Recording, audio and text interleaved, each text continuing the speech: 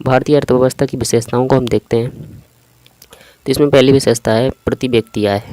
प्रति व्यक्ति आय का तात्पर्य है किसी देश की राष्ट्रीय आय और जनसंख्या के अनुपात को प्रति व्यक्ति आय कहते हैं। जैसे फॉर एग्जांपल कि मान लो कि किसी देश की पूरे भारत देश की आय कितनी है, 1000 रुपये है, ठीक है। और भारत देश में जनसंख्या कितनी है, भारत देश में 50 लोग रहते हैं, ठीक है। तो 1000 को हम 50 से भाग दे देंगे, ठीक है। तो कितना बचेगा ये हमारा, तो ये बचेगा हमारा 20, ठीक है। यानी भारत देश में प्रति व्यक्ति आय यानी एक इंसान की आय कितनी है, 20 रुपये। तो इसे हम बोलते हैं प्रति व्यक्ति आय, ठीक है। हालांकि इसे हम अनौपचारिक बोलचाल में प्रति व्यक्ति आय को औसत आय भी कहते हैं, क्योंकि आपने देखा होगा कि सभी की आय फिक्स नहीं होती। किसी को कोई ज़्यादा कमा लेता है तो कोई कम कमा लेता है, ठीक है। सबकी आय अलग अलग होती है, इसलिए हम इसे औसत आय भी कहते हैं। किसी की आय पक्की नहीं होती है। अब देखो, एक राष्ट्र की अमीरी या संपन्नता इसी बात पर निर्भर करती है कि उसमें प्रति व्यक्ति आय कितनी है, ठीक है।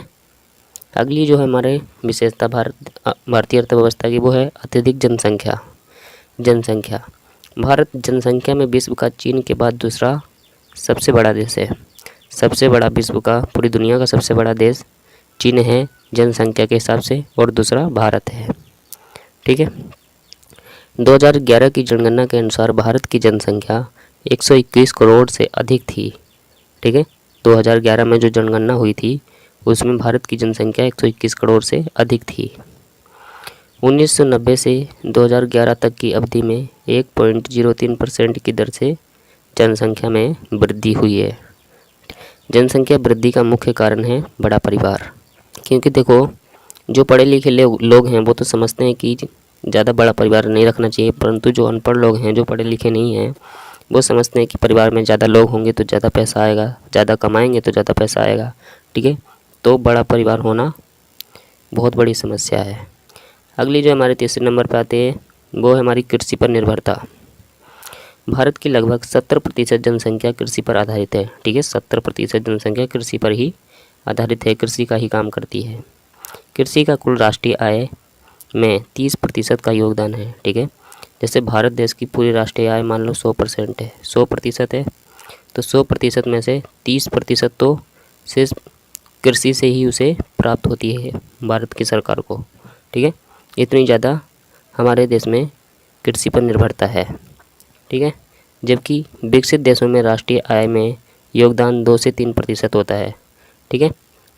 दूसरे देशों में जो विकसित देश हैं उनमें 2 से 4% तक राष्ट्रीय आय में योगदान मिलता है कृषि से, ठीक है।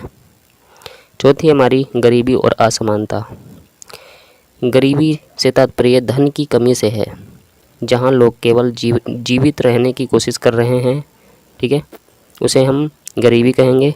और असमानता एक ऐसी स्थिति है जिसमें समाज के कुछ सदस्यों के पास कुछ दूसरों की तुलना में अपनी आवश्यकताओं को पूरा करने के लिए अधिक संसाधन और उच्च क्षमता है।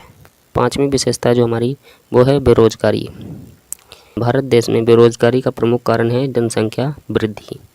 जनसंख्या वृद्धि बेरोजगारी का ही कारण है। जनसंख्या विस्फोट पर नियंत्रण करके भारत देश में बेरोजगारी को काफ़ी हद तक रोका जा सकता है, ठीक है। अगर जनसंख्या पर हम नियंत्रण रख लें तो भारत देश में बेरोजगारी को कम किया जा सकता है।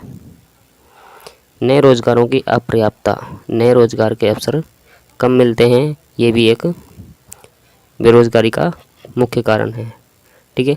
तो ये थी हमारे भारत देश की विशेषताएं।